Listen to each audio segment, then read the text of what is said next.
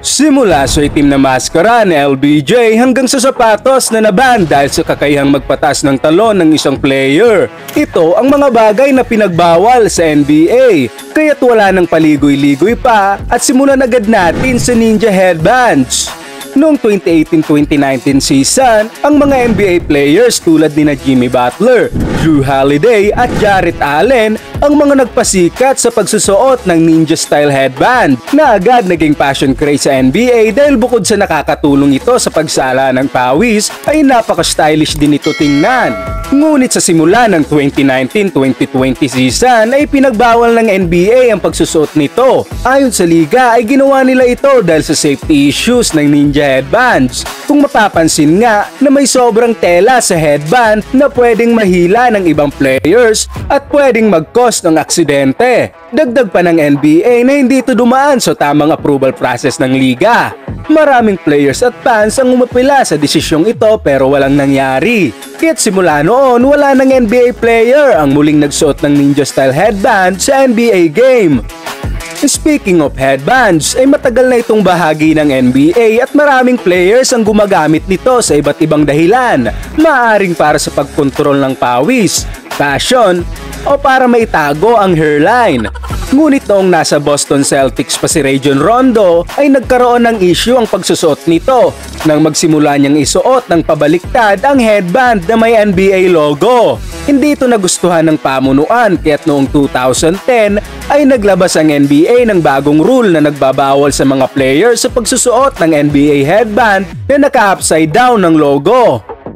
Mula sa ulo, dumako naman tayo sa katawan. Noong 2018 ay naging sentro ng atensyon si J.R. Smith nang magpatattoo ito ng Supreme, isang sikat na American brand sa kanyang right calf, at agad dumiksena ang NBA sa trip ni Smith at sinabihan itong takpan ng tattoo dahil sa rules ng liga na pagbabawal sa pagpopromote ng brand logo sa kanilang katawan dahil ang mga logos ay pinapayagan lamang sa sapatos ng player at kung hindi siya susunod ay pagmumultahin ito ng liga sa bawat laro na makikita ang logo. Tinakpan naman ito ni Smith sa pamamagitan ng pagsusuot ng Supreme leg sleeve, ngunit pinagbawal din ito ng NBA. Ayon kay Smith, ang Supreme tattoo ay simbolo ng kanyang personalidad na lumaki sa streets pero wala siyang nagawa kundi takpan ng tattoo.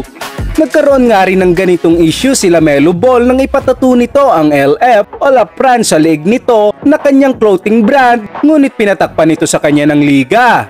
Taong 2012 naman nang ipaukit ni Iman Shumpert ang Adidas logo sa likod ng kanyang ulo bilang suporta sa kanyang endorsement deal sa brand. Napansin nga ito ng NBA at pinagsabihang bawal ito.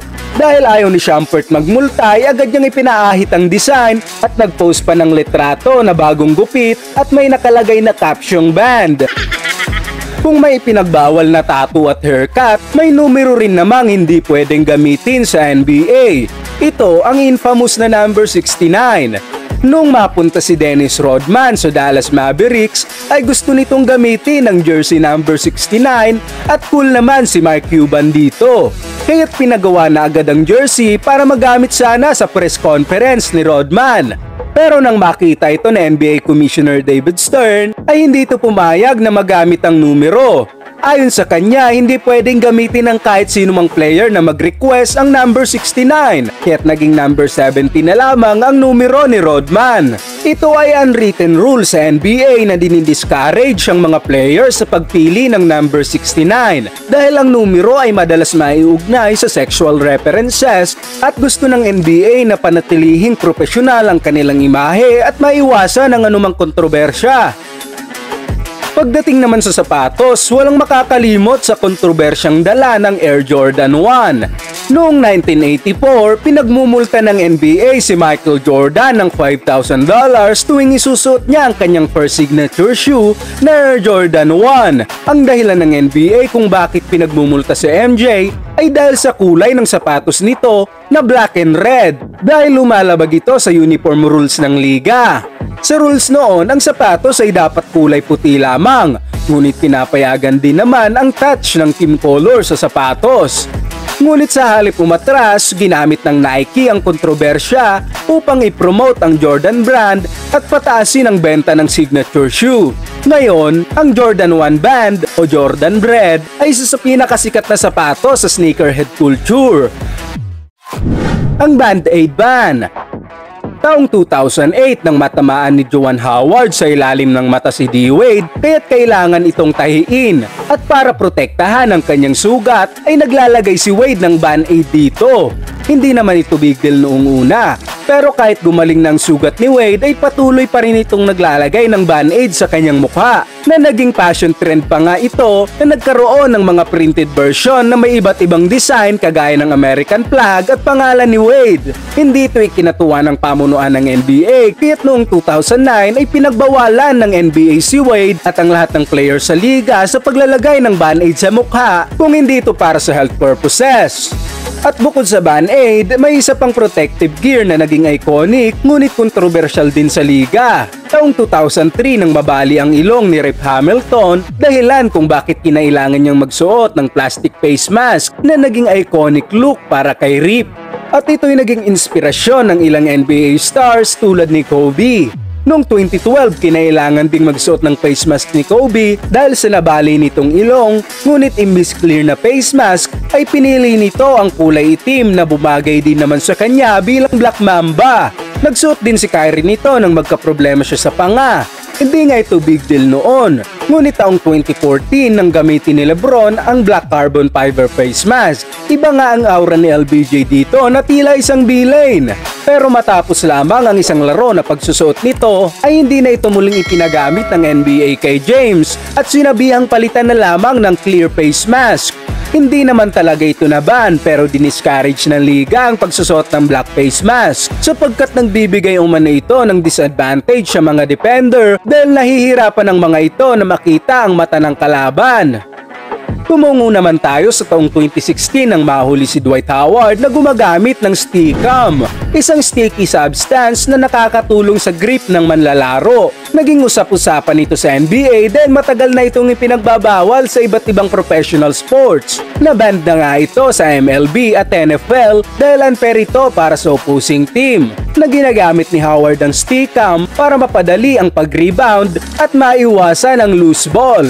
Sa laro ng Rockets laban sa Atlanta Hawks ay may free throw si Paul Millsap, ngunit napansin nito na sobrang madikit ang bola. Kaya agad itong nagreklamo sa referee. Winarningan naman ng mga officials ang both teams sa paggamit ng illegal substance na ito.